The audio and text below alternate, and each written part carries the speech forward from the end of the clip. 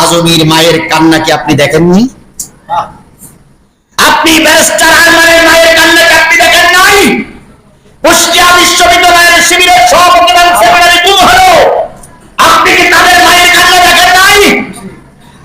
আবু সাইদকে যখন গুলি করে মারা হলো, তার পুরো মারা বুড়ি মায়ের কান্না কি আপনি দেখেন নাই? যদি দেখতেন তাহলে আপনার অন্তরে অন্তত কিছু না কিছু দয়া হতো।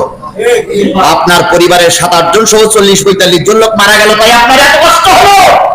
আর শত শত লোক আপনি গুলি করে মারলেন, অথচ আপনার একটু দয়া হলো না। ফিরআউনের চাইতে নিকৃষ্ট বংশের নিকৃষ্ট জাতের জন্য ফিরআউন তাও এত লোক মারিনি।